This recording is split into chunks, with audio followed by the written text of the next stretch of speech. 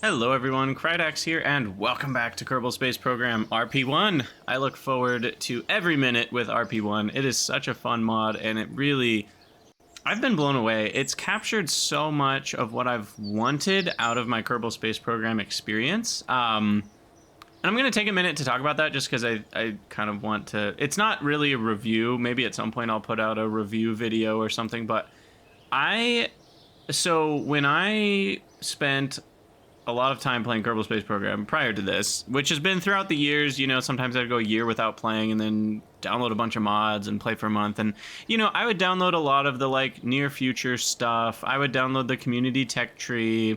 I would download a lot of quality of life mods. Often I would get some sort of planet pack. And then at some point I started doing the bigger planets, like JNSQ was a mod with bigger planets, or just the rescale of 3.2x was what I did last time. And I always really liked having a little bit more difficulty, and a few times I found that the Kerbal R&D mod was really cool because it allowed you to upgrade your engines over time to have better ISP or better thrust, or upgrade your panels for better power. And that was really cool. The problem with that mod is it wasn't really designed to be balanced around all of the parts and all the different things, and the contracts in Kerbal Space Program, as many of you know, are just kind of not balanced at all with each other. And you can get different contract packs, but they're made by different people. They're not meant to be one cohesive experience. And so some contracts pay you a ton of money, some pay you only a little bit. And so money is this weird thing where you kind of end up not having enough until all of a sudden you do one or two contracts that pay you a ton, and now you feel like you have enough forever. And so money always felt not quite balanced properly. And then, administration stuff, it just, I don't know, it never felt like a cohesive experience. And I'm just really enjoying that RP1 has a mixture of the contracts are designed cohesively, so you don't need to download a bunch of random contract packs made by a bunch of different people. The rewards are tuned to be reasonable. I don't even need them to be perfect, but at least reasonable. And the tech tree is tuned for a specific set of parts. It's not just mod soup putting random parts wherever they want to be. And I just love it. I love it. I'm loving RP1. And I love the system of staff and income and, having to tool your launch vehicles, which encourages using similar launch vehicles, and your launch complexes. I don't know. I'm loving all of it. I have not really met a mechanic I don't like yet. Maybe there's one or two small things I haven't loved, but man, I've just A to A plus so far for RP1. I've really been loving it. And not to say it's for everybody, of course, but for me, this is almost the perfect experience. Anyway, where are we at? So I worked on our grand plan a little bit. I was thinking about what do we actually do next? So we're in July of 1960, and we just finished... what did we finish? We finished the gravimetric satellite, so now we're just waiting 2 months. So by the way, we should put check gravimetric in July, August, September of 60. So yeah, I was thinking what else do we need to do? Because we need the lunar orbiter. We've talked about that. We already designed it, and in fact, we actually completed the contract in the simulation without a maneuver node.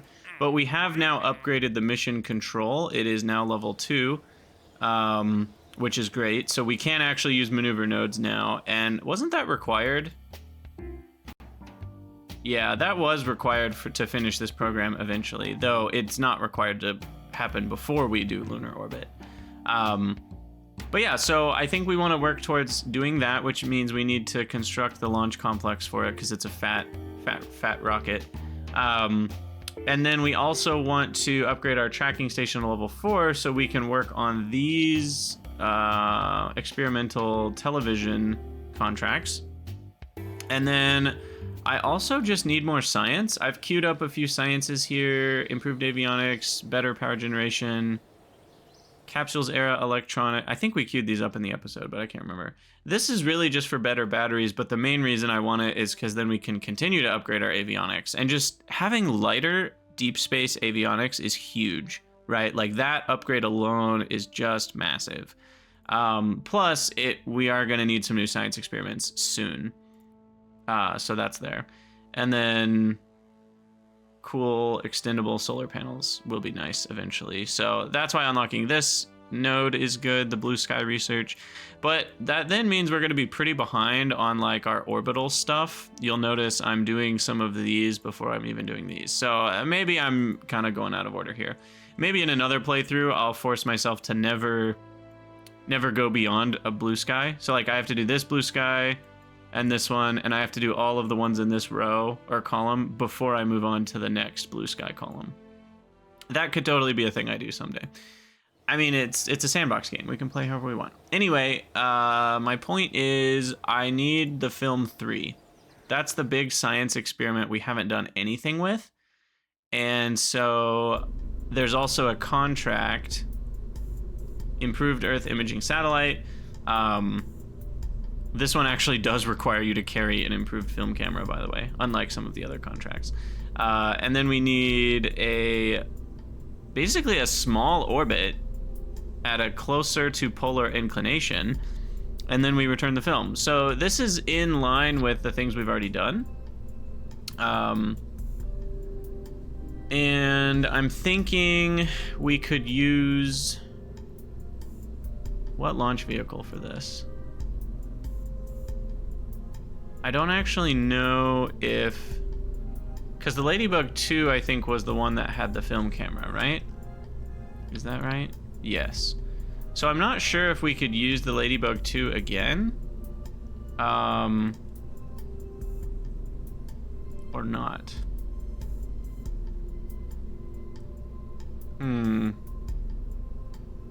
Because how heavy is the film camera? I mean, I guess that's the main question. So the basic film camera was 96 kilograms. The improved is only 106. It's not that much heavier. And between all the other spaces that we're going to be able to save some mass, I actually think this might work fine.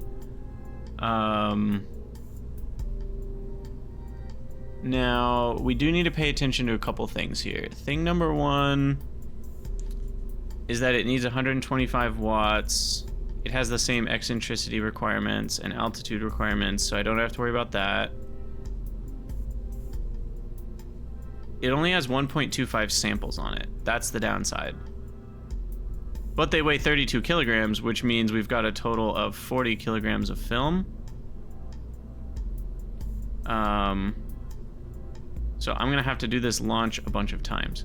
So there's a part of me that wants to do 2 of these. 2 improved film cameras to double our amount of science we can return per flight.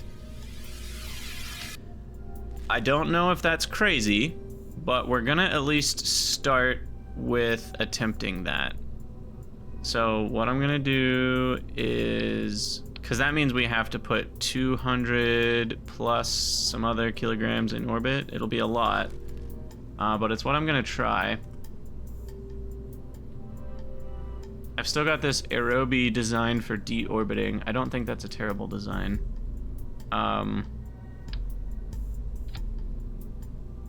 So I'll stick with this for now, but yeah, I mean, this just makes it really tall. This is a tall boy. But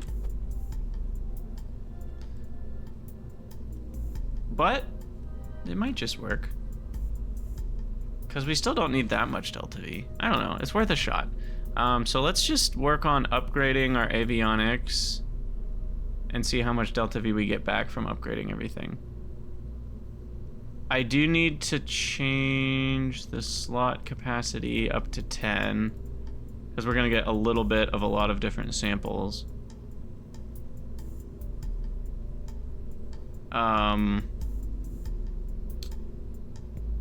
The battery we might have to increase.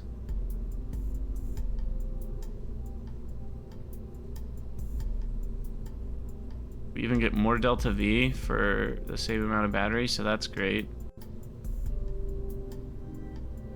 The controllable mass, I may have to mess with here. So the controllable mass, well, I'll mess with that last. First, let's just upgrade the avionics, because we can go to early interplanetary, and that saves us quite a few kilograms and some wattage.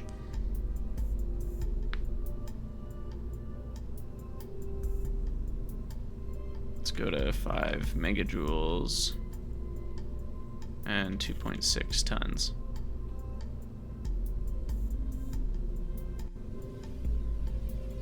Okay.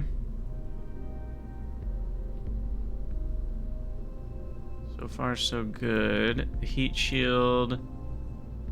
Mercury heat shield should be fine. It might even be a little bit too big. Let's try going a little bit smaller on the V scale. 54 kilograms.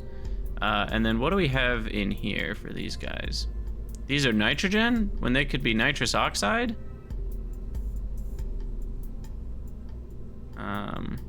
Now I do want to note, I have learned a fact. Maybe we should not do nitrous oxide, because nitrous oxide is apparently a trap.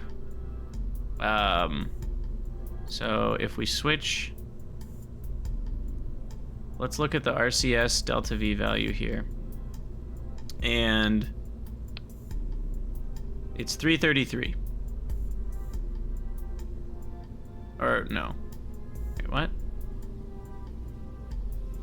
Oh, that's adding. Sorry. Okay, the RCS, let's just look at the 68 is the number that we'll compare. And if I change these, and let's look at our total weight at 400 kilograms. And if I switch these over to HTP, and I switch this over to HTP,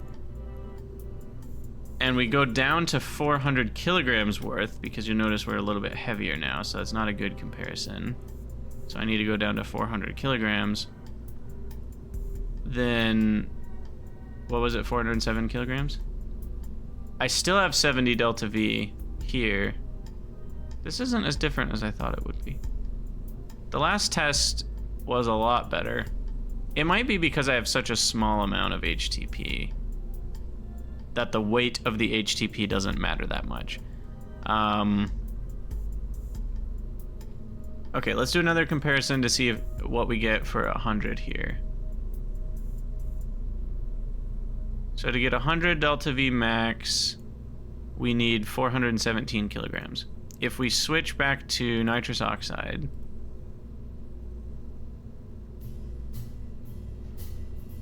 to get 100 delta V max, we need something like this. 418. Yeah. I guess in this case it doesn't really matter that much, because it's such a small weight compared to the rest of the craft. We also don't need these giant RCS blocks. These are overkill, weighing 5 kilograms apiece.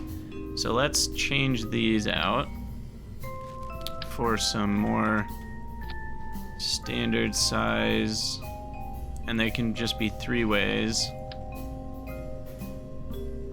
because we don't need them to thrust backwards.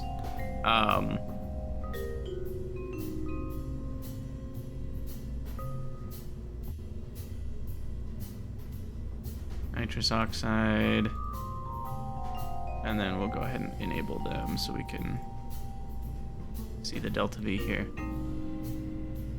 88, 37 seconds, 465 kilograms.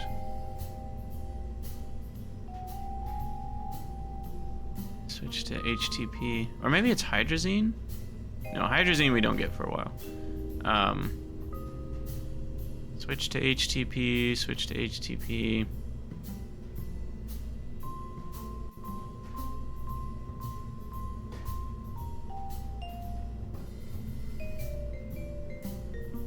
Okay, I need to write down these numbers. Sorry, I keep forgetting what we're looking at. So for this, we have 460 kilograms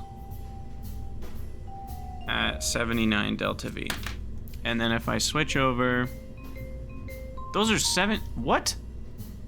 17 kilograms. Oh, these are way bigger than I need them to be. I think I was thinking of a scale of 1.2, not 2. There we go. Those were way too big.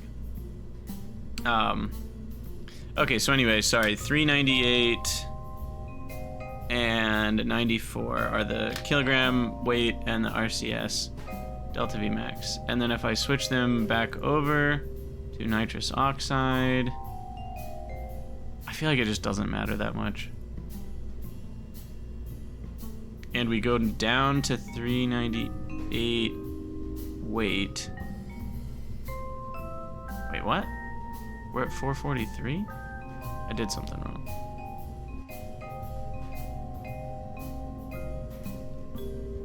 This is 443 and 26 delta V.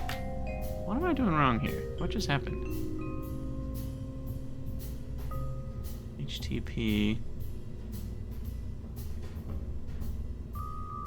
Oh, it's 460. Okay. I mean, it's more, right? Here's 443 kilograms, and I have 29 delta V. It's a little bit more delta V. It's not much, but it's something. I will do the experiment again on a different craft. I think it matters a lot more with a craft that has a higher percentage of its weight being RCS. But like if you were using a generic thruster, for example, like why don't we just for kicks, first of all, this is Ladybug 3. I need to not accidentally save over it. Like if I had a generic thruster and one of these isogrid tanks, and we ditch that, and we do this as a thruster, and we look at the actual engine, and we make it like this big. Let's compare. This is a better comparison, I think. So for HTP here, wait, is that a different ratio? 443, 498? No, it's the same. For this one, we can see that we have 988 delta V. Here, why don't I just use the Notes app rather than a physical notepad? So we've got 988 at 1144 kg. Now, if we switch over to nitrous oxide, we switch this over to nitrous oxide to get the same delta V of 988. First of all, we need a way bigger craft. 988. Good gravy.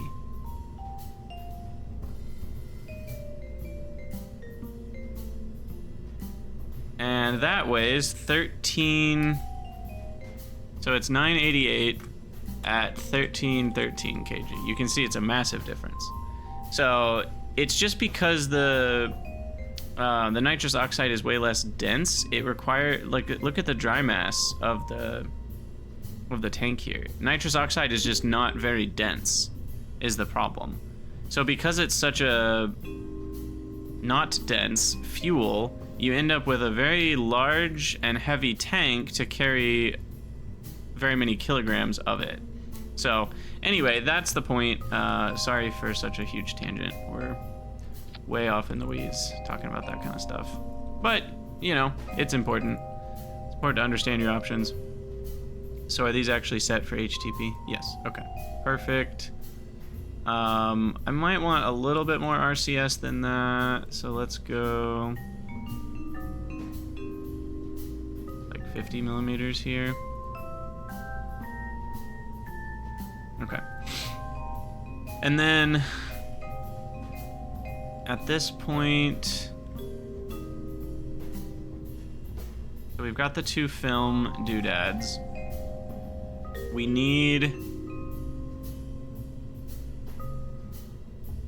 solar, or do I need solar? I guess that's another question, is do I need solar panels?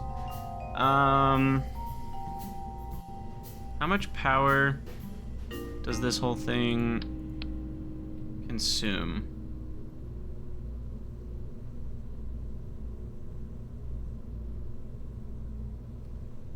6 hours and 40 minutes is all we can do. That's only 6 orbits. And the duration of the experiment is 2 days for one full biome. And that's 2 days over a single biome, not just like 2 days total. I mean, it'll add up to 2 days total. But then the other one has to run for 2 days, so that's 4 days. So yeah, I think we need solar panel action here. And we can use our handy dandy foldables. Maybe down here.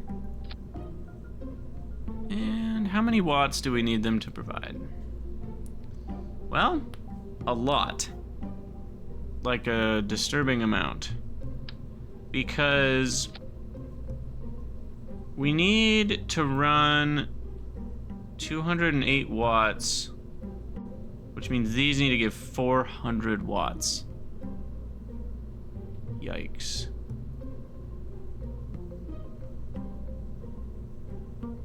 Ooh, that's kind of a cool design.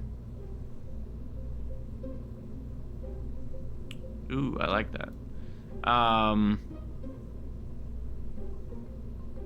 But we need 400 watts because we're only producing electric charge half the time, right? You know, we're in the dark side.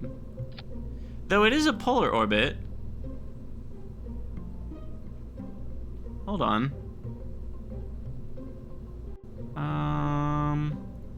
Hold the phone. So this is our planet.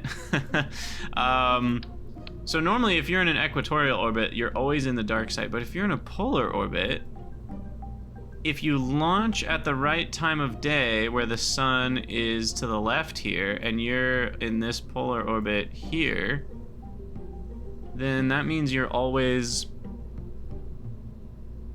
in the sunlight for at least for like a month or two, you know, until the Earth moves around the sun enough to start putting you in the dark side. Now, is that true regardless of what inclination you're at? Yeah, as long as you wait till the sun is exactly to the west, then it doesn't matter what. Oh, but the Earth's tilt. Wait a second, the Earth is tilted. That screws things up. Because if the Earth is tilted and we launch into a perfect polar orbit, there is still a dark side. If it's, well, if we're tilted to the left here, that would mean it's summer for the northern hemisphere. And it is July right now. So it is actually tilted that way.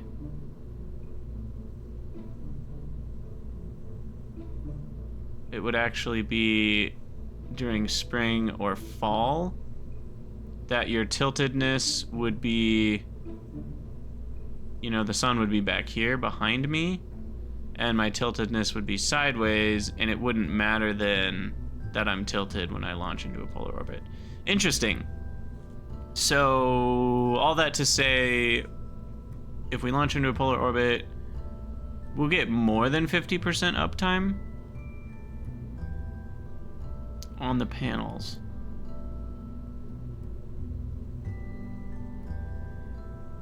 Interesting.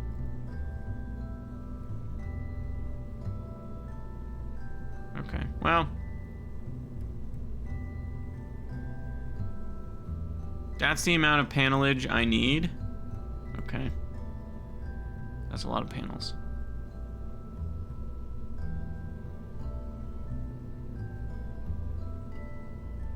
According to Kerbalism. Let's do the math ourselves. 88 times 4 is about 360. 360 watts.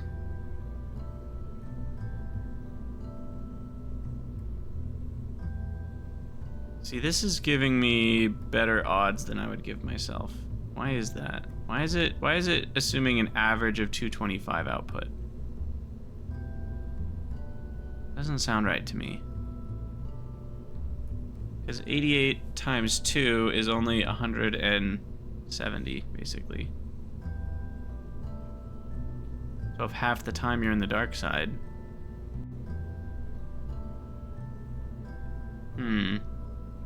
That just feels higher than it should be.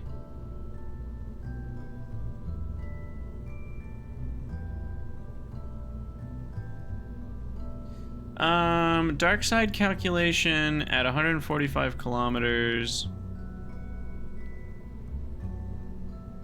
Maybe the dark side's not as aggressive as I thought it is. Maybe it's not half the time. Okay, so my sheet says dark side is 2265, and the orbital period, and this is just for 145 kilometer orbit. The orbital period is 5234. That's not half. That is less than half. Okay. So, and then we do the calculation on that. And we get 2265 out of 5234. We get a dark side time of only 43%, which means your effective charging rate is 57%, basically. So then we can do our 88 times 4 times 57%. 88 times 4 times 0.57. And we get 200 watts estimated, which is not 225. I'm still confused on how it's getting to 225. Is it assuming a higher orbit?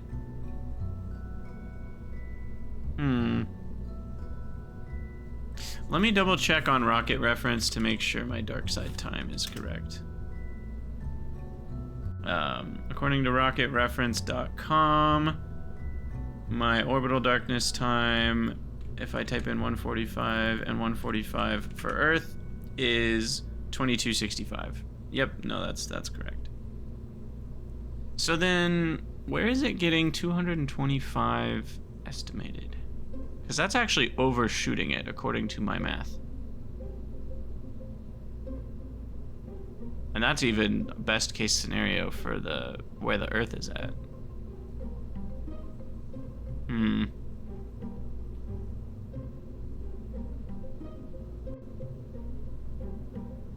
As far as I can tell, that is an overestimation. And I need to go bigger.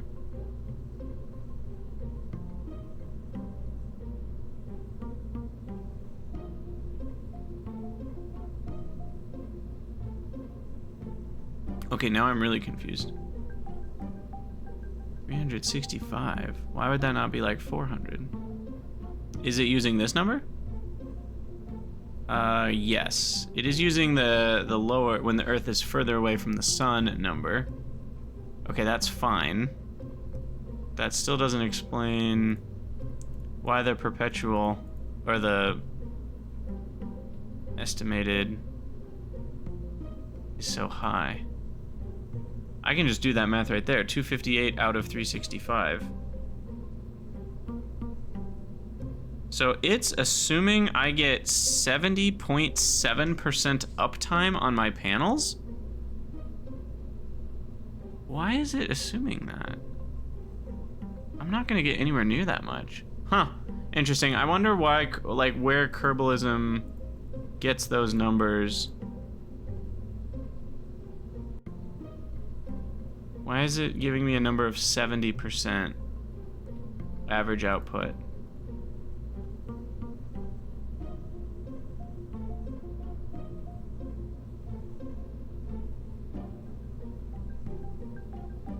See, landed, it does give you kind of the more accurate, like, half number.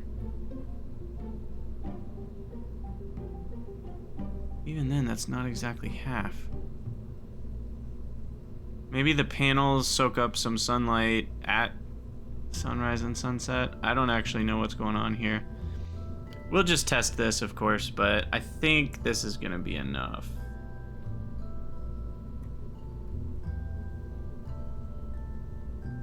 Because we have a guaranteed 365 watts times what I believe should be 57%.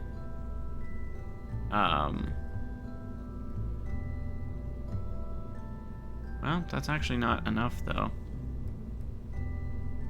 365 times 0.57 is only 208. Oh, that's exactly right. Okay, we should be fine then. How many kilograms are these adding? Another 50 kilograms added here.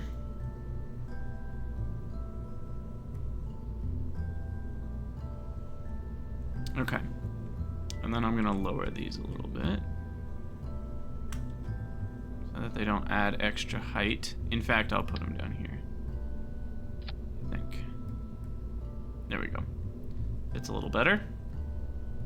All right. Now this top part is empty on the film capsule, so I don't feel bad about doing that. That feels reasonable to me. A little bit of overhang there, because that's just steel or whatever, you know, aluminum anyway. So that feels fair enough. And now we just need to get enough delta V to get this bad boy in orbit. So, can we upgrade the AJ-10? I can. And that one can burn for longer at the same delta V, and the reliability goes up even with less data units. Wow, the AJ-10's reliability has sucked. Even with 8,000 data units, it's still only a 92%. Yikes. So yeah, we'll try the new AJ-10 101A here. It's not even that expensive to purchase, so I'm not too worried about that. And then that gives us a burn time of up to 150 seconds for this stage. And that's stage 4 here in the readout. That's 165 seconds. 152 is just about right. It would be nice if the tooling cost wasn't huge, but that's not. Most of the tooling cost is probably the new avionics, to be perfectly honest. That's probably most of it. Anyway, oh, this is one of those 3-stagers, isn't it?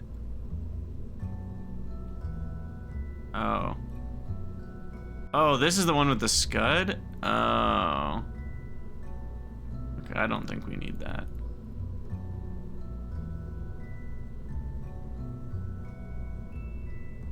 (1965) orbital rocketry.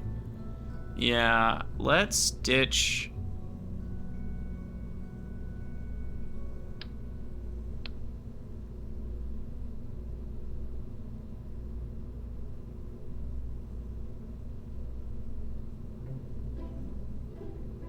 How do I want to do this?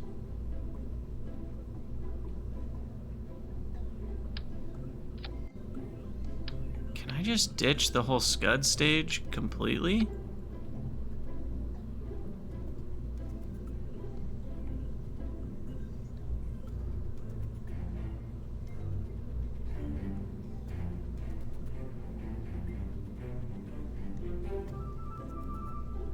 Wait, which one do I have? I have the non-pressure fed one. So that's 9125. If I were to just say, like, screw that and do this, that's almost as much delta V.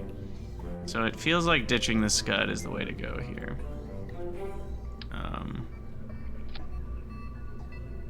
Feels like that's a better way to go. And then here we've got...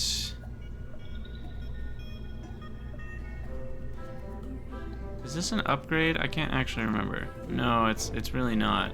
It's cheaper, but it's not really better. Heck, its reliability isn't even that great.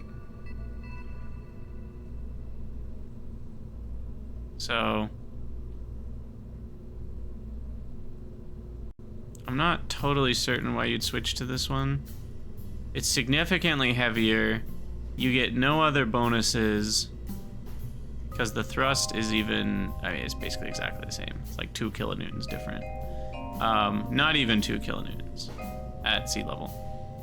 And you don't gain any reliability, which means you probably lose reliability because you don't have the data units on it. So I mean, I guess you're saving like 30 funds, which for effective cost is significant. You know, the integration time is like a day faster. So I guess that's something, but I don't know why you'd purchase that one. Okay, so we still need to get to orbit. We're not in orbit yet with this setup.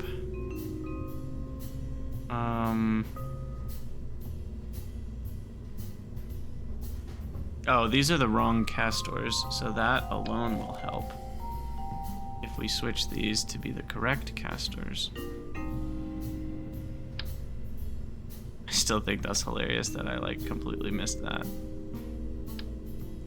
Out there putting nose cones on castors when we don't even need that. Okay, so that, if we do it proper... Why does that say 4? What on earth? Okay, there we go. If we rearrange this correctly...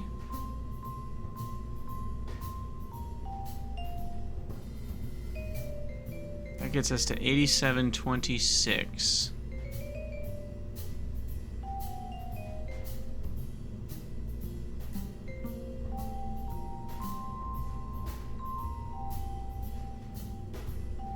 Quite enough delta V.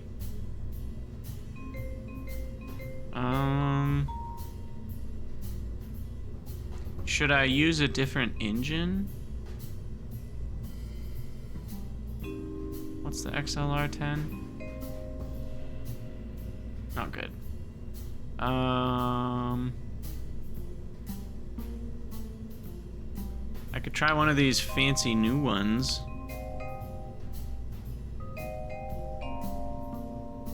XLR-81. Ooh, it's expensive.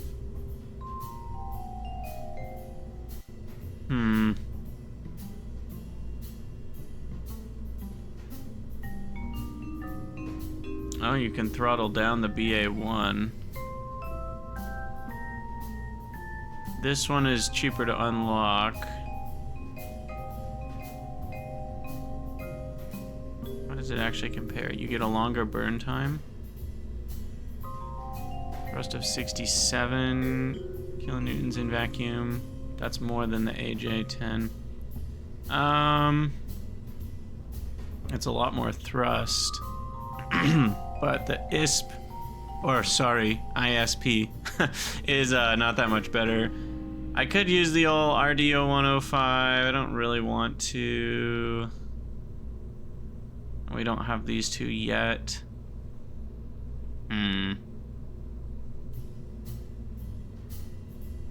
Well, let me eke out the rest of... Let's do our full 155 seconds here.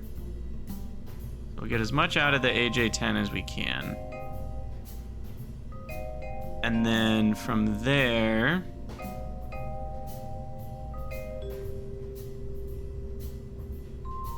I wonder if I can launch this thing without a fairing. I might try. Anyway, we're just so close. Just need a few hundred more delta V. Maybe we put a final little kick. Maybe that's what we need, is a little kick motor on this.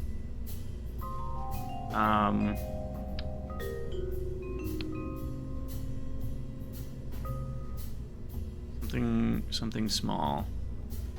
I mean, an Altair is probably enough, actually.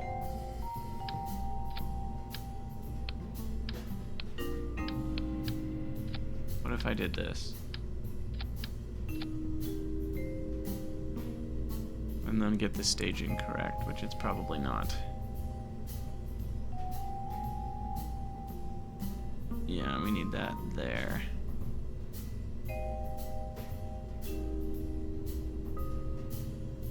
What?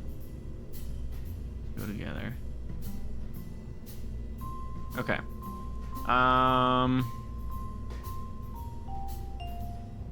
That gets me 583 delta V from the Altair.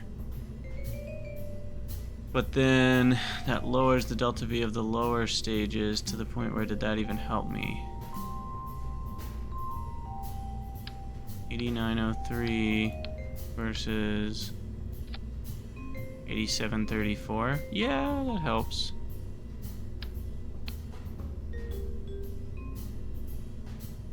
Maybe an Antares is the trick then, because I think an Antares is 5 times heavier. This one even has RCS. Do I need that?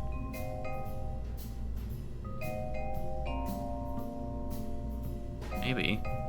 Because then it can keep it. Then I don't need to spin stabilize, and I can actually guarantee that we'll be on the program. I can leave it as a guided stage. I don't normally get to do that.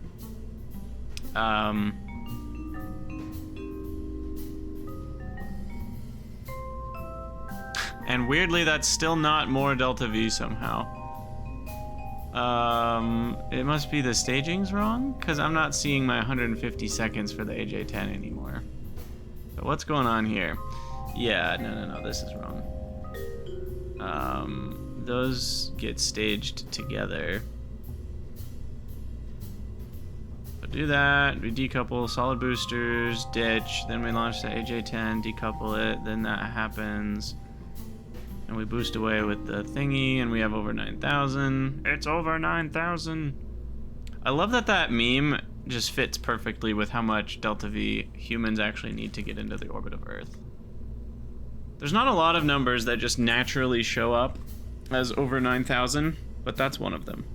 Now, granted, delta V is kind of an arbitrary measurement, but it's a measurement based... I guess the metric system defines, to some level, the ISP measurement, and then that somewhat defines delta V. Or no, sorry, delta V is unrelated to ISP required, but it's measured in meters per second. So, you know, it is arbitrary based on seconds and how long a meter is, but still, it's cool. All right, let's try this. Fairing closed. Yeah, I figured that would be a little off. A little bit of extra height.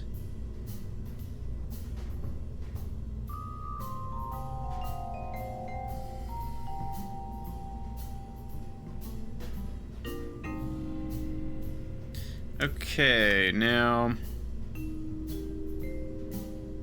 this is certainly a vibe.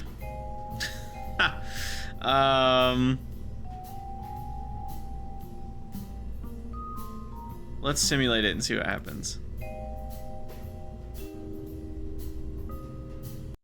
I should probably turn off part failures, but I just want to...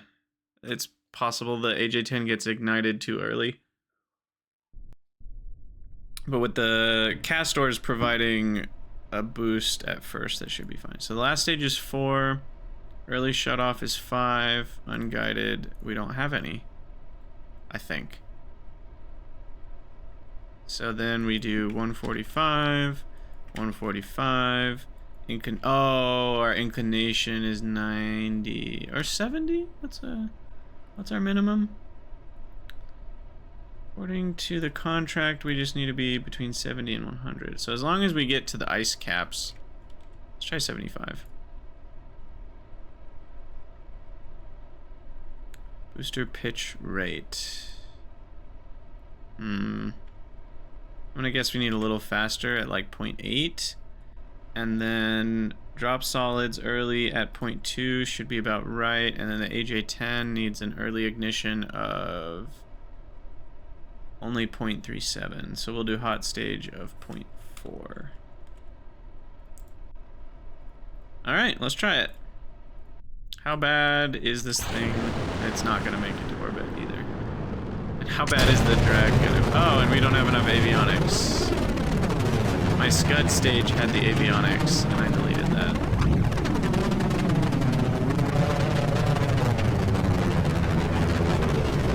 Okay, this is just not gonna work. Come on, man. We've got to be able to figure this out. It's only 200. How many kilograms? We're trying to get 670 kilograms to orbit. Surely we can do that with the tech that we have.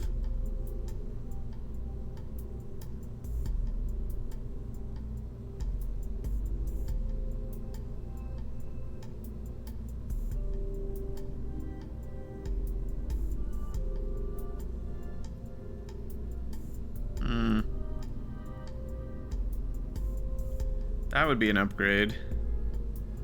Better ISP, better thrust, and better engine mass. But I don't want to wait for the 1960 orbital rocketry research. But yeah, I mean, we're missing an entire avionics package now.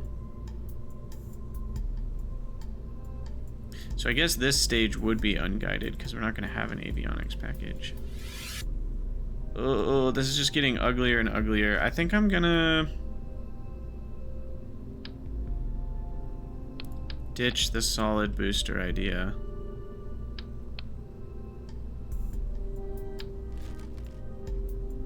How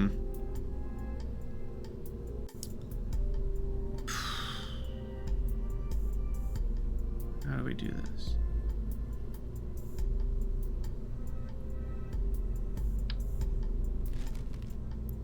I just think we're gonna be too heavy if I do the algols. Yeah, I mean 67 tons. It's too much. Shoot.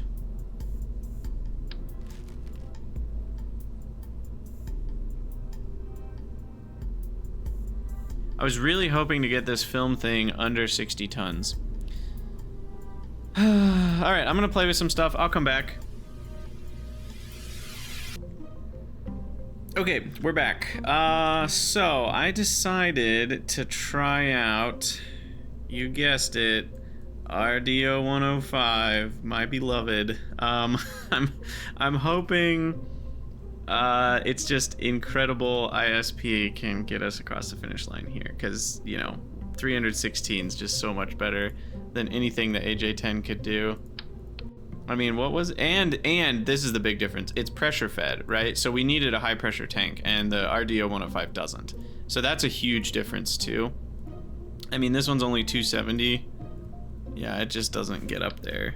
Now there is the AJ-10 series mid, which is also pressure fed, but at least it has 278. Yeah, it's still not that great. The reason we're going to use this one, though, is check out this. Ignitions unlimited. So the AJ-10 series mid is something that can be used multiple times. So that's pretty huge. Not relevant for this mission, though. So we're going to simulate this. It's a little messy. I'm going to see if we can just go into orbit without needing a fairing. If we need a fairing, that's fine. I think we can handle it.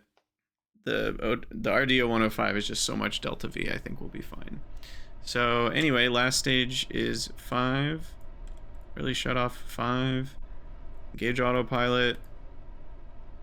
And let's just see what happens. A slightly slower pitch rate of 0.5. Oh, right. I don't have avionics still. So let's fix that. We're gonna need to put them on the top of this chunk.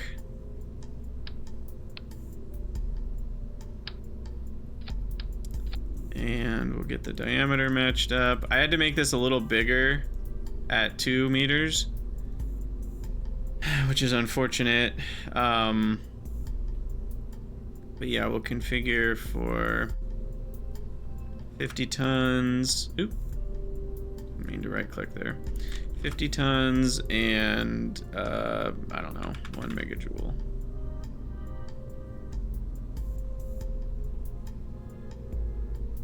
Or even, I don't know, 500 kilojoules is fine. All right, that hurt our delta V a lot. Yikes. No wonder the numbers seem too easy. I mean, that just took out 800 delta V. Is that right? Yeah, we basically have 10K, and now we have 9,200. Okay. That should be okay, though. We just go a little longer on the RDO 105. And let's see if we can make it happen with... Oof. But then the TWR gets worse.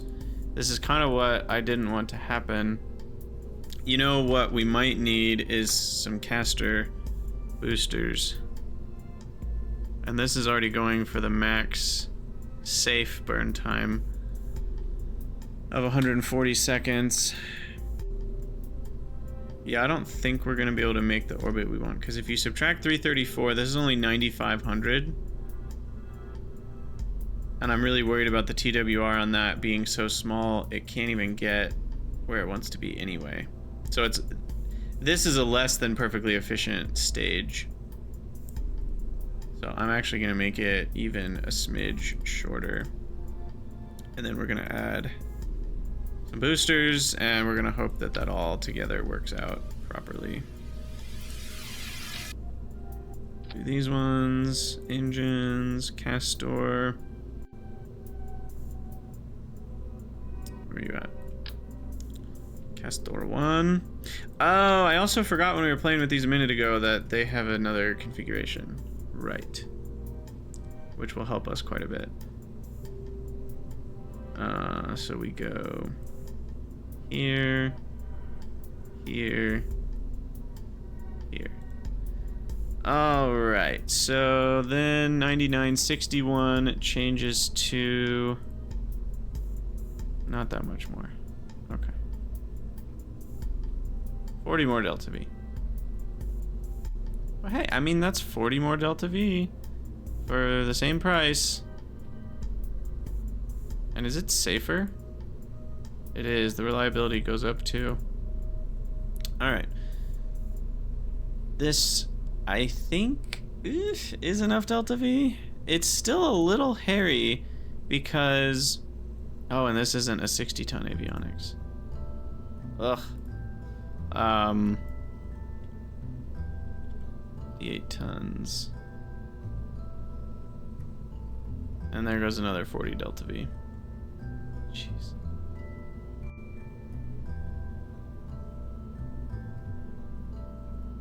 And I really need some more efficient upper stages and more efficient lower stages. And I think I just need to start getting used to the idea that these might be bigger than 60 tons. I probably need to give up on 60 tons. Alright. This at least has a chance. Go back to point 8 here. See what happens.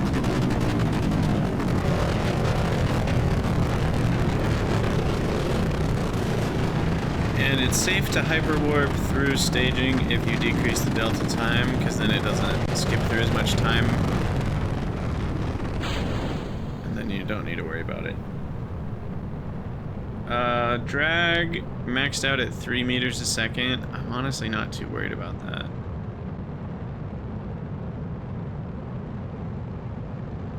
So I might be okay. The fear is that we're gonna flip over here on this stage. We're at 63 kilometers. Drag is down to 288 millimeters a second per second.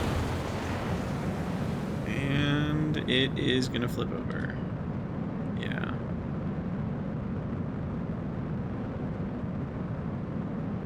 Because, yeah, I mean, that thing just has no attitude control. It is just mouthing off all over the place. Cannot control its attitude. Alright, which means... fins...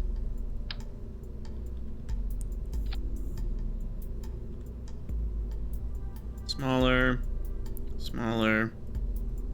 Smaller. Smaller.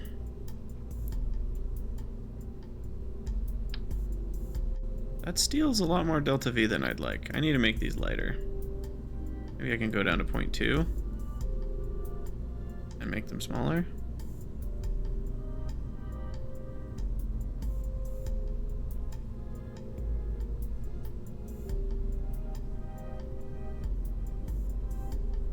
let's try that and see if that's enough.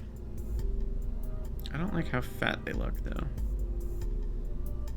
Thickness, root 0.04, 0.03. Okay. So yeah, I'm hoping that we can stay oriented with some fins there. Ugh. I'm so ready for this update to happen where it remembers what you've selected. Because it remembers all these numbers, and it even remembers these numbers, but specifically these two windows, the coast and this one, they get reset.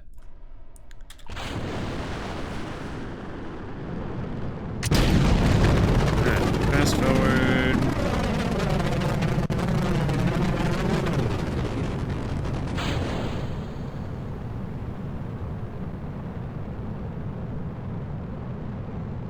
And let's see if this time we can stay oriented here.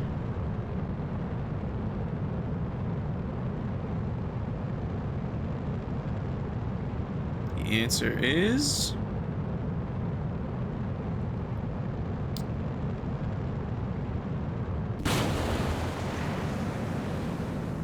no. But it could be because we're not hot staging early enough. And in the moment where we don't have control, it's causing a little bit of perturbation to the attitude that we don't need. So if I open up this and we get the full hot stage... oh, I'm not even hot staging. I mean, we got double problems here. I wasn't even hot staging at all, let alone hot staging 1.21 seconds. If we full hot stage, then we'll have attitude control from the moment we decouple, and then we can have a much better shot at fixing our attitude before we start torquing too much. That's the hope anyway.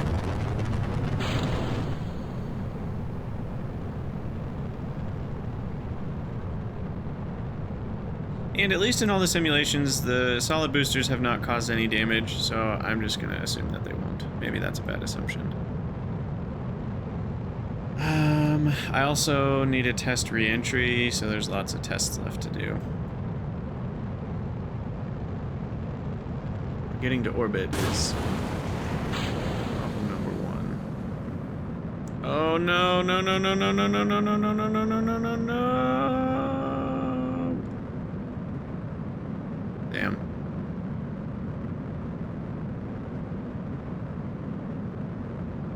I mean, this thing really has no attitude control.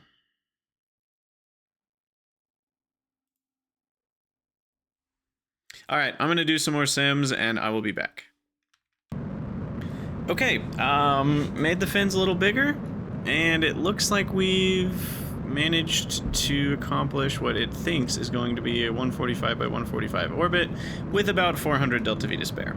So great news on that front. Let's actually see if we can succeed in the contract. I have not messed with the heat shield setting, so we might be too heavy for this heat shield. I'm interested to find out. That is indeed the case. Boom. Now what's it doing? Why is it burning RCS? I don't actually understand.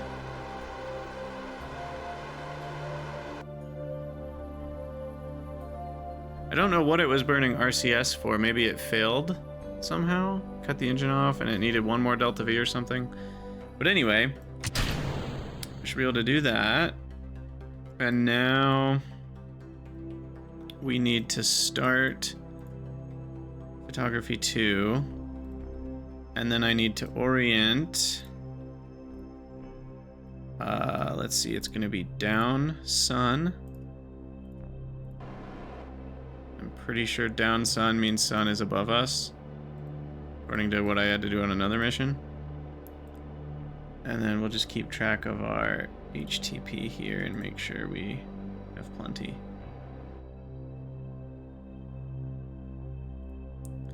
And then we'll check our... Okay, we're in the correct orbit. I fast forward this part.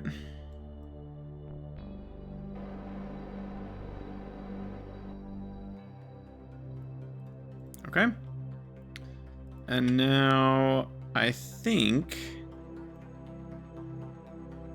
I can just fast forward. Time warp, that is. And we can just keep an eye on samples here.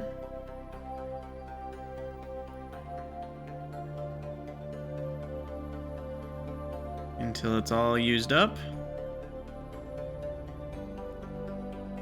Electric charge, I also want to keep track of. And that seems like it's working just fine. And then we are done, depleted. So then I need to switch over to transfer data, start, or stop you, start you. And then keep going until this one's depleted. So this is, that's only been 2 days, surprisingly. I guess it'll be the later missions that will take longer because they're gonna have to go for like only seeing the ice caps once in a while. So they start out getting data a little faster. But yeah, you can see the rate has slowed down of collecting data, and there we go.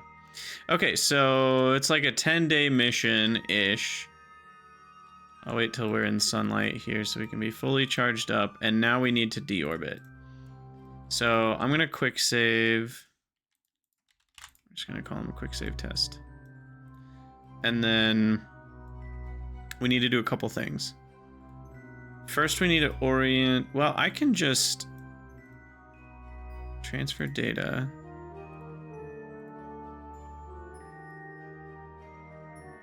Uh-oh. Didn't work.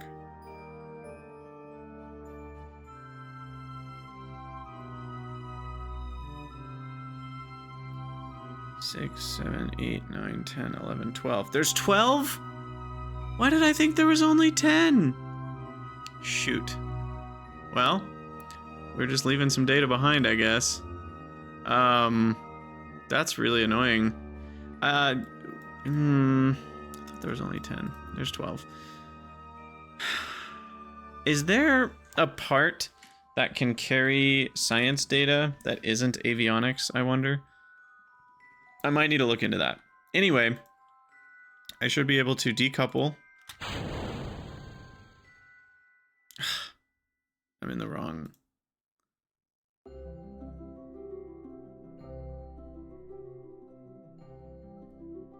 Okay, that didn't use up the ignition somehow. What? I want you to do this decoupler. It seems incapable of understanding. There we go. That's how I wanted that to go. And then we're gonna orbital retrograde. I have way more HTP than I needed. Like 10,000 times overkill here. And then we're gonna go ahead and settle. Oh, it's like still ignited. Interesting.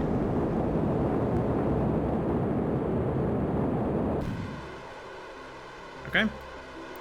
And then I think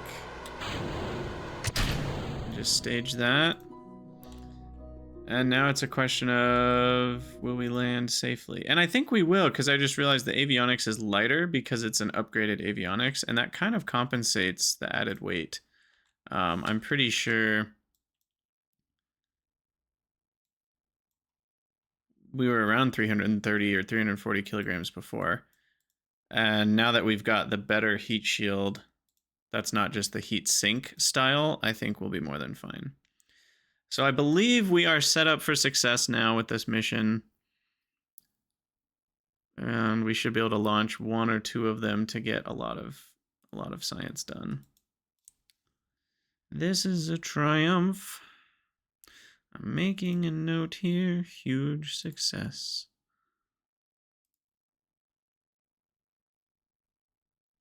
How much science do we actually get for photography 3? Alright. It gets hot, but then we slow down. Yeah, I mean, this isn't even a problem. Not even a problem. And just make sure we land safely here.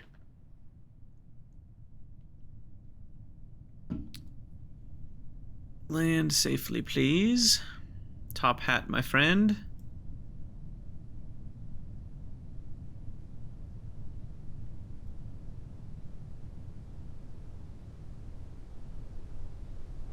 Pop out those. Bada bing, bada boom. 6.3 meters. Safe landing. Perfect.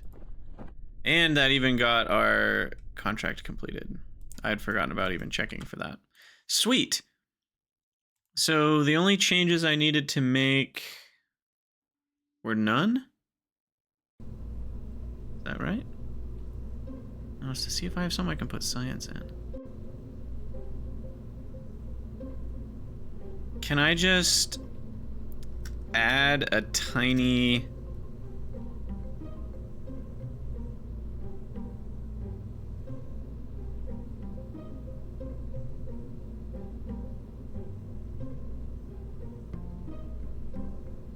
Here's my thought.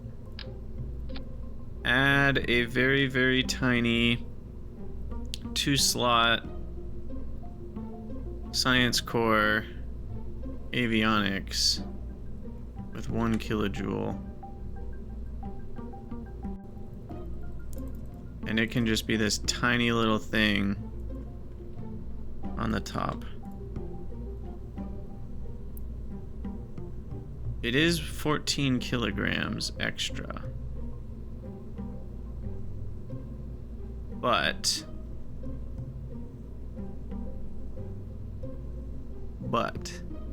it's because it has communications in it. Now it's only 6 kilograms. Okay, that's more doable. Batteries, basically nothing. I can't remove the telemetry experiment, so that's not weighing anything. I don't think there's anything else I can remove from this. This is as small as I can get it, I think.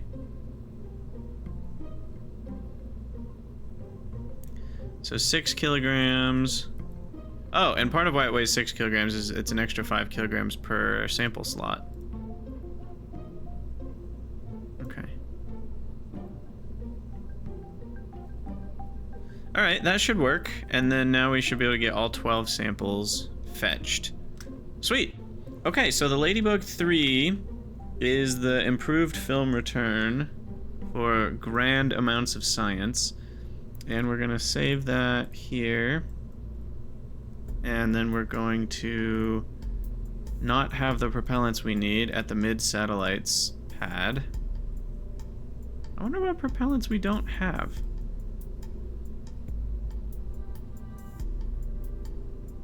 Because I'm actually confused. Oh, it's HTP. I bet. No, it shouldn't be that. Because if you have less weight of something than 0.5% of your total mass, it doesn't show up in the list. So I am curious what is being changed, but it doesn't really... I would love for this, this is kind of just, you know, thinking long-term improvements for the game. When you hit modify, for it to tell you what the old value was, and then what the new value is going to be, so you can actually tell what is changing here. Because, like, there's not really an easy way for me to tell what we're lacking, right? If I go existing, I can probably compare down here, I guess, one thing at a time. So if we look at AK-27, I should look at these first. So we need HTP. We have none. Helium is free, I think. I think helium's on the free list. Like nitrogen. Anfa 37. We have 441. Erfna, I know we have that, because... Okay, so kerosene... I have 2473, that's enough. Liquid oxygen is 26. Oh, I don't have enough locks. Interesting. Really? Oh, is it because both stages require locks? And I'm guessing calling it locks is making people cringe on the inside.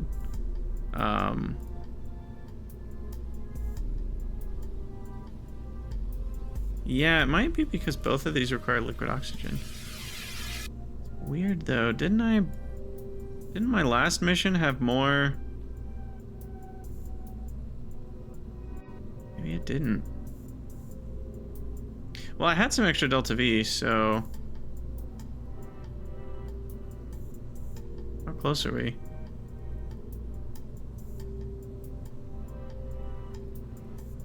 If I shorten this down... Whoa, why is my tooling cost so high?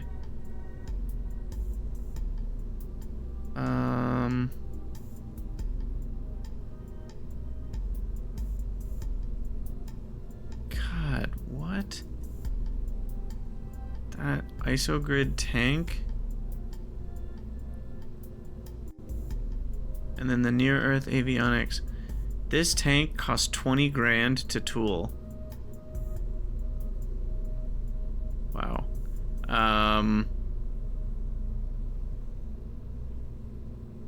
That almost makes me want to resize it to the 1.8 meters and just say screw it. And resize this to 1.8 meters. And then the avionics in 4. Is that what this is going to be? Yeah. Oh, and I don't need an antenna in that one either. We're messing with all sorts of stuff now. I've screwed out all the Delta V up.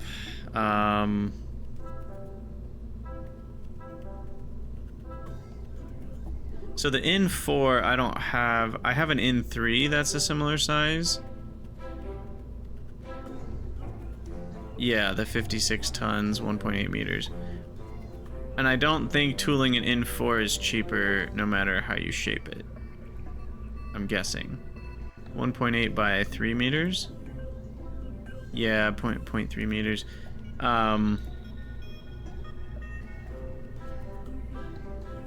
So like the shape is kind of irrelevant for this one. Yeah, the tooling's 12K no matter what shape we are. But then we save on not having to tool the tank, because those tanks are really expensive.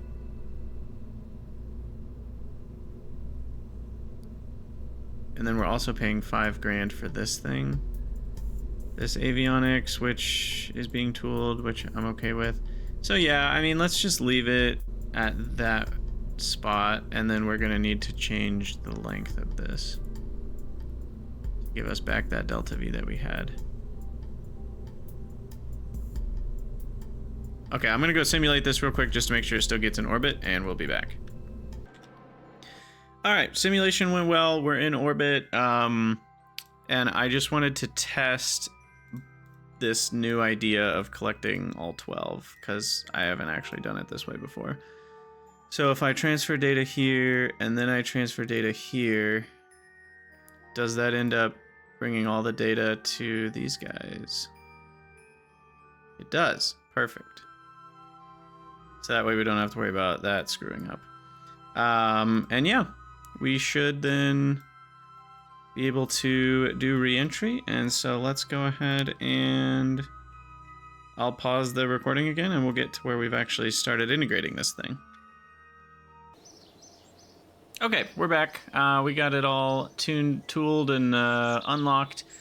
I didn't realize how expensive it was in terms of effective cost because of those solar panels being huge and the 2 improved films and the 2 sets of near-Earth avionics. It really added up for a 71-day build time, which is not great. I don't love that at all. And that's going to put us, you know, into August. No, what month is that? September. So that's a thing. And I also want to construct the launch complex for the lunar orbiter too. So what's my income? My income right now is 434. Even while we're building, and I did check my staffing. We are fully staffed on the mid-satellites LC. So let's check out what it would cost me to build the LC for the new lunar orbiter. The Cobalt 3. So expensive. Yikes. The Cobalt 3 LC is gonna cost, and it weighs 83 tons. I think I'd like a 100-tonner. I know that's a little bit more than the 85 or whatever, but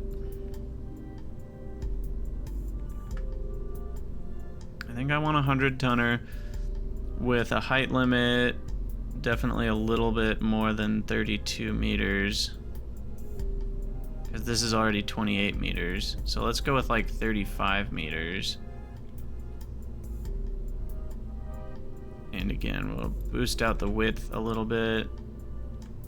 They don't change the cost that much, so it feels smart to just start with a nice allowance for the diameter of the rocket.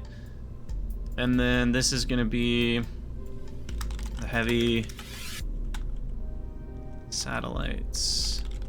Let's see. I don't know. I went with light, mid, and heavy. Seems reasonable.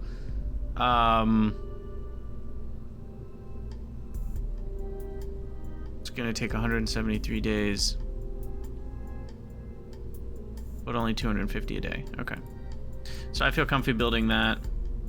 And we've tested this. This thing orbits the moon. Like, we don't need to change a single thing about it. I'm probably gonna simulate it one more time before we actually launch it, just to double, triple check. But I mean, we orbited the moon with it, so I think we're good to go. Okay, so now my funding is only 184 a day. And do remember that we're gonna have to finish this contract at some point, or a program, I should say. And we're not doing either of those. Okay, so let's go ahead and fast forward. 70 days. Feels like a lot of time.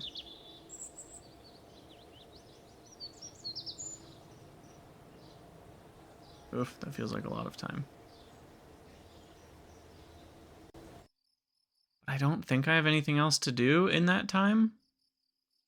Unless I'm forgetting something. I don't think so. I mean, I could, if I really was hungry for money, I could do this contract. But it only pays out like 12 grand worth of reputation. So it just doesn't seem worth it. So yeah, so let's just go ahead and warp here. 1960s orbital rocketry is beautiful, though. I like that.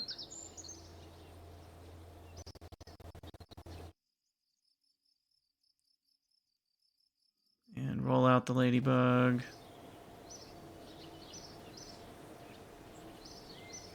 How's my complex, by the way, for efficiency?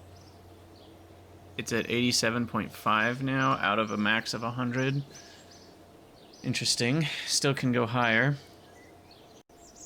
Okay, well, we're ready to launch. Time of day shouldn't really matter. So let's go for it. Ugh, I'm really scared of an engine failure now. This thing was expensive. I still need to upgrade this for another 100 grand. Oh, it's so pricey. That's so pricey. Oh, man. How are we ever going to get the money?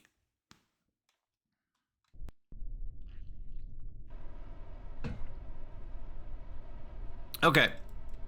Time for a quick save. Time for a photo on the launch pad. Let's see, will I increase the FOV or decrease it? We decrease it. We can get a shot like this. Alright.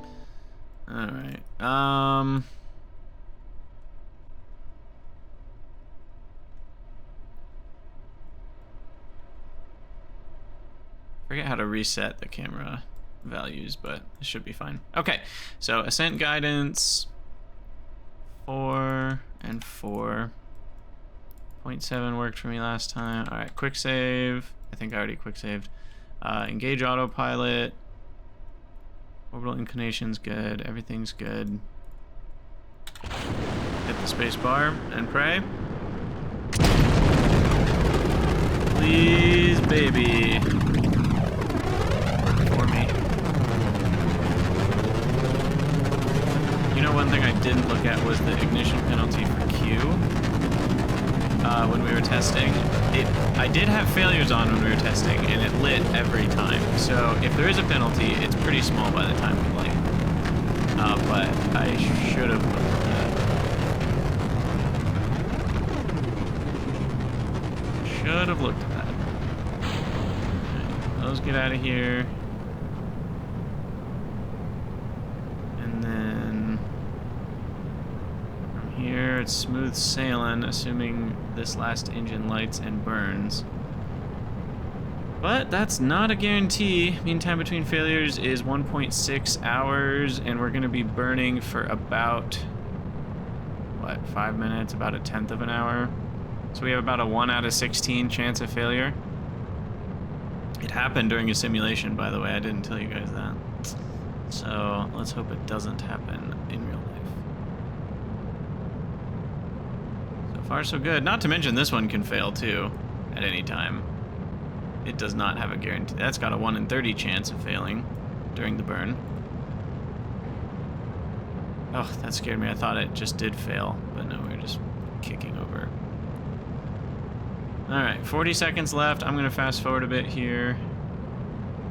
30, 20, 10, slow down.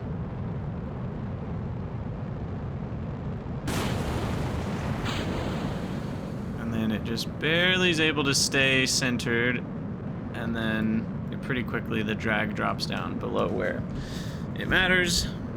And so we're good to go on that.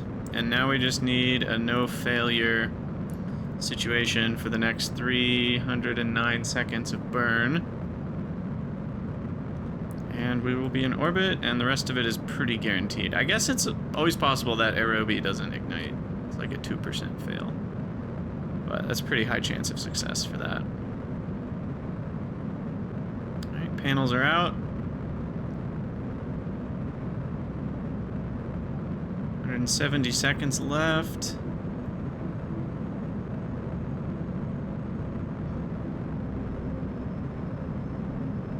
Seconds left. 80, 60, 40, 20, no failures, 10 seconds left. We might just make it.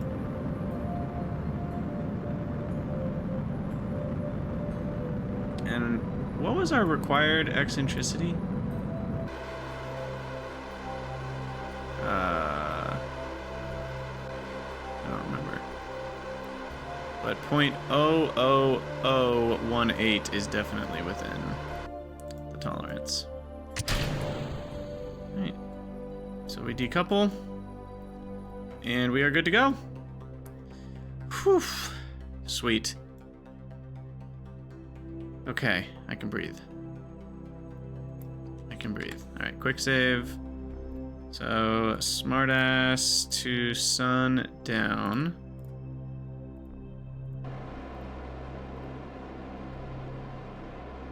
to get the full solar panel action.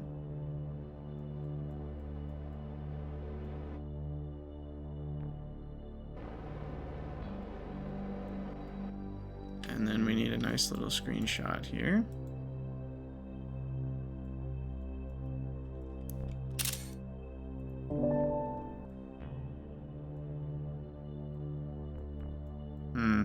Yeah, I feel like that's about as good as we're gonna get for screenshot. And then now we need to collect all the data.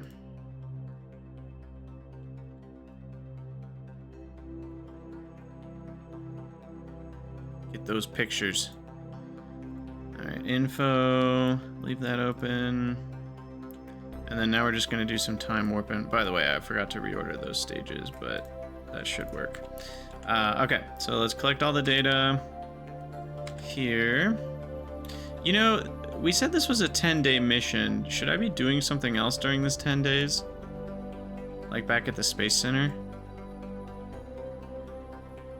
I don't think so. Because we're still waiting for the lunar launch complex to build. So I don't think there's another contract we need to worry about. Okay. Yeah, I just wanted to double check that because we're kind of just wasting 10 days right now. All right. I'm sorry for all the flashing. We should have gone to the map view. Map view is a lot better for this.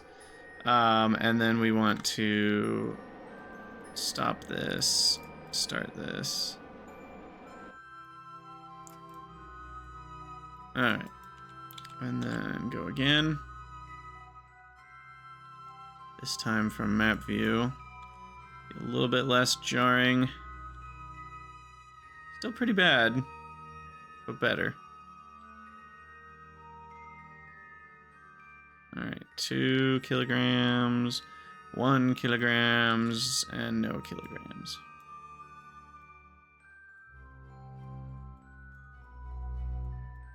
Okay, and then wait until we have... I guess I don't need to wait till we have control, because this can all be done. I'll be done manually, or by mechjab. So we'll collect data, collect data. Oh, I do need a connection to see the data. That's so silly to me. That's one thing about Kerbalism. For the most part, I've really liked pretty much everything about Kerbalism. It's really cool. But it does bother me that you can't see the data that you have without having a connection. Especially because if you're looking from the Space Center, you don't really know when a craft is gonna have connection, so you're kind of just randomly time warping to see when it's gonna have a connection so that you can see the data. It's just, it feels like you should be able to see what data it has in it at all times. I don't know, that just feels like a cleaner solution to me, but maybe it's not, I don't know. Anyway, all of the data seems contained properly. We only got 11. We must have not seen a desert. No, we saw a desert. Savannah. Tropics? No? Oh, of course we saw tropics. I don't know which one we missed, but there's still a whole biome we didn't even touch.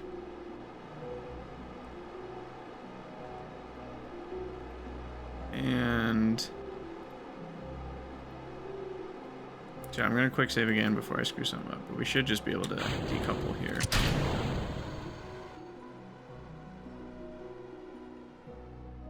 Face retrograde.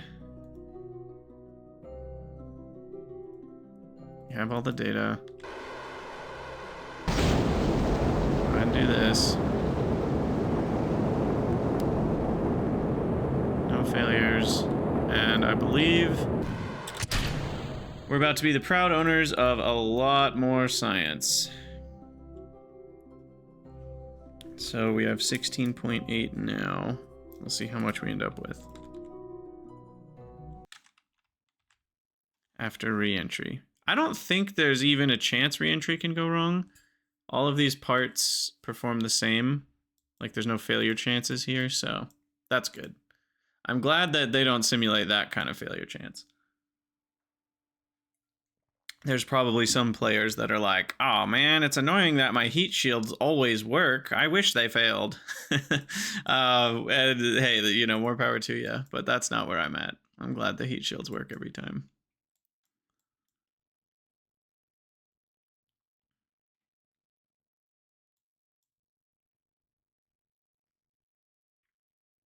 All right. Drag is starting to build up. G-force is starting to increase. The heat starting to show up.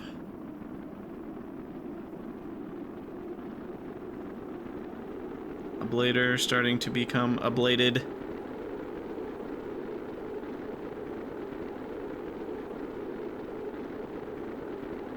To 46 meters a second. 5 Gs.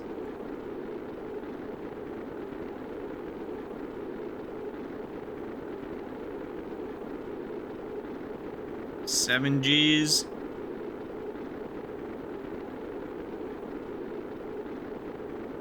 Alright. The heat has disappeared. I think we're pretty safe at this point. But we did get up to almost 10 Gs there. Hopefully that film can handle some G-forces.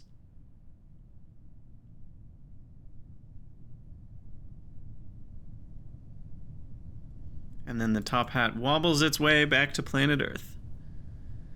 Oh, so satisfying.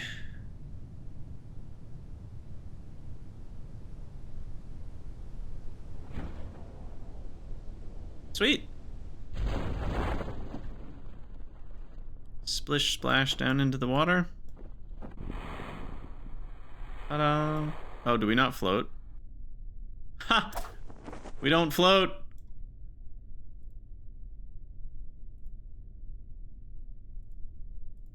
Wait, what? Uh-oh.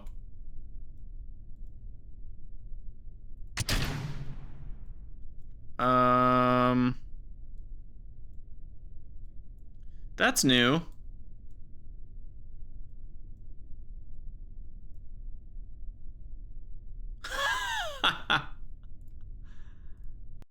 Oh, okay. I was like, surely we can recover it, right? Okay, that scared me for a second. Oh, 68.7 credits. Beautiful.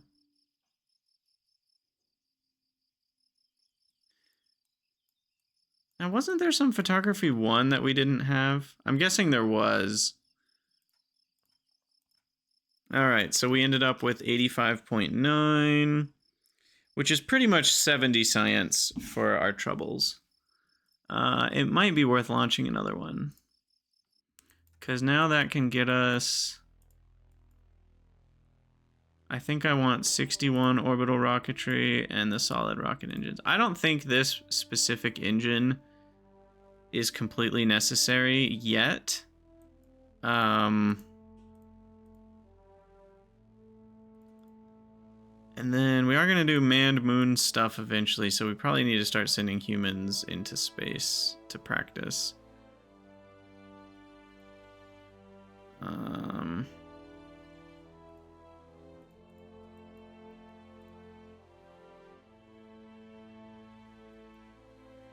But I'll probably queue up 62 orbital rocketry first.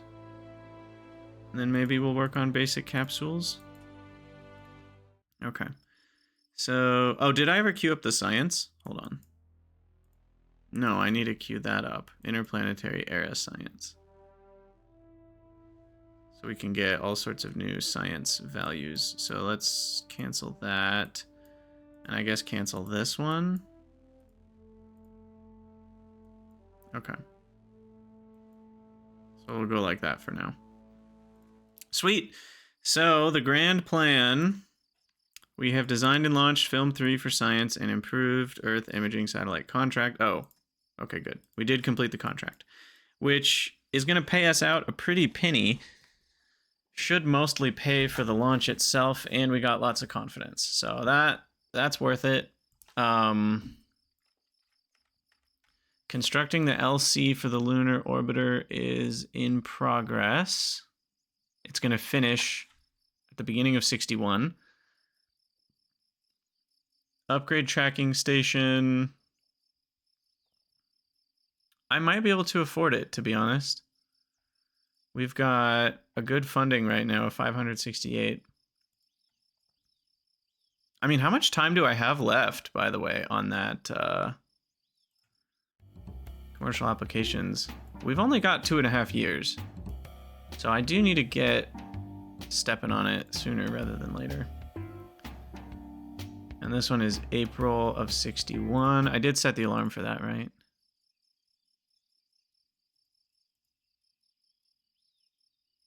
April of 61. Yeah. Okay. And then launch lunar orbital. April 61 finish program. Design lunar science collection orbiter.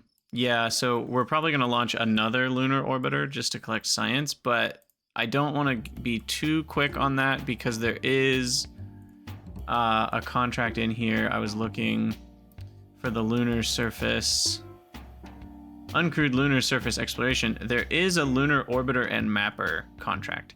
So I'm probably going to want to wait and do that one rather than make up my own. And maybe we can combine and do some extra. And then I do want to hire some more scientists next year. So that's on the grand plan. And then I guess we should add television contracts. Design.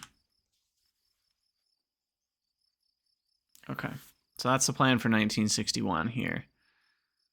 Science is already slated out for the end of 1962. So science-wise, we've got our work cut out for us. Cool. So that's the grand plan. We'll be getting to that in future episodes. As always, thank you guys for watching. I'm loving RP1. I hope you are too. And I'll see you in the next episode.